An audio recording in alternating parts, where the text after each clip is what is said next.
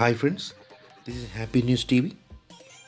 Panchayat secretary జాబ్కి సంబంధించినటువంటి ఎప్పటికప్పుడు సమాచారాన్ని, అప్డేటెడ్ సమాచారాన్ని మీకు అందించబోతున్నందుకు నేను చాలా సంతోషంగా ఉన్నాను. ఇంకొక విషయం ఏంటంటే కనుక, ఎంతో కాలంగా దాదాపు 10,000 మంది పంచాయత్ సెక్రటరీ కేసుకు సంబంధించి ఎదురు చూస్తున్నారు. పంచాయత్ సెక్రటరీ జాబ్స్లో ఎప్పుడెప్పుడు జాయిన్ అవుదామా అని ఎదురు చూస్తున్న తరుణంలో సడన్గా కేసు పడడం జరిగింది.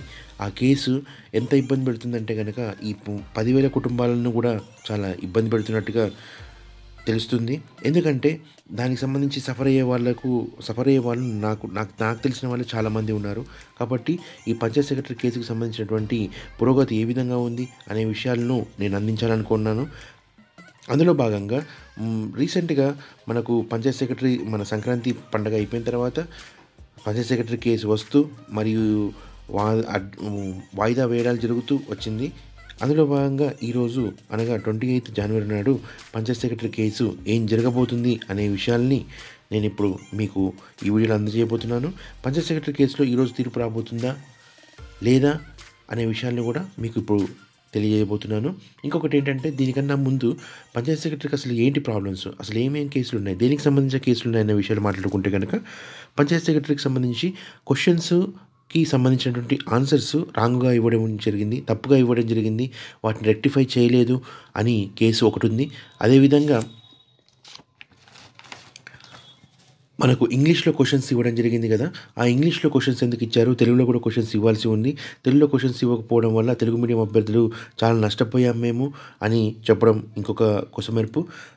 దాంతోపాటుగా ట్రైబల్ వెల్ఫేర్కి సంబంధించిన పోస్టులు అనేవి tribal welfare 100% tribal agency area వాళ్ళకి మాత్రమే ఇవ్వాలి అని జడ్జి గారు అని అడగ్గా, ఇవ్వాలి అనేది మన పిల్లలు వేసిన కేసు. దానికి సంబంధించి జడ్జి గారు 100% వాళ్ళకే ఇస్తే ఏంటి తప్పు అని అడిగినందుకు గాను గవర్నమెంట్ తరపు నుంచి వాదించినటువంటి లాయర్ గారు ఏమన్నారంటే కనుక, నోటిఫికేషన్లో 90% పోస్టులు వాళ్ళకు కేటాయించబడతాయి, 5% పోస్టులు కేటాయించడం అనేది కుదరదు, కావున 100% కేటాయించడం కుదరదు నోటిఫికేషన్ ప్రకారం అని తేల్చి చెప్పడం జరిగింది.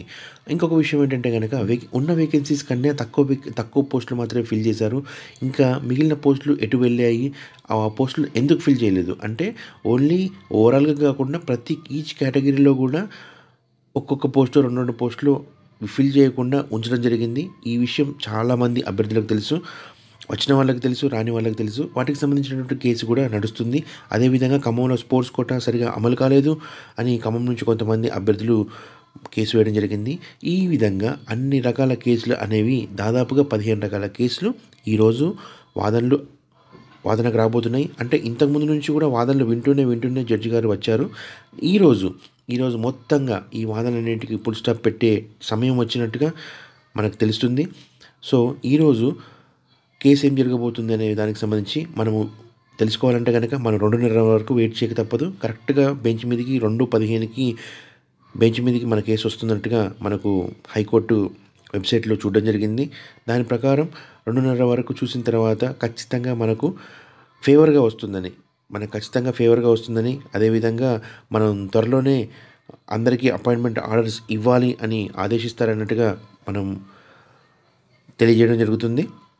సో ఖచ్చితంగా వెయిట్ చేయడం ఫ్రెండ్స్, ఏమీ అవ్వదు. పంచాయత్ సెక్రటరీ ఖచ్చితంగా ఎవరైతే జాబ్ పొందుకున్నారో వాళ్ళందరికీ కూడా ఖచ్చితంగా జాబ్ వచ్చి తీరుతుంది. Thank you friends, thank you very much. ఇంకొకటి, 2:30కు మనకు కేసు వాదనలకు వస్తుంది కాబట్టి దానికి సంబంధించిన అప్డేట్స్ కావాలంటే కనుక మీరు నా ఛానల్ సబ్స్క్రైబ్ చేసుకొని షేర్ చేయండి, లైక్ చేయండి. దానికి సంబంధించిన పూర్తి సమాచారాన్ని, నాకు తెలిసిన సమాచారాన్ని ఖచ్చితంగా మీతో షేర్ చేసుకుంటాను. షేర్ చేసుకోవడానికి నేను ముందుంటానని చెప్తున్నాను. Thank you very much.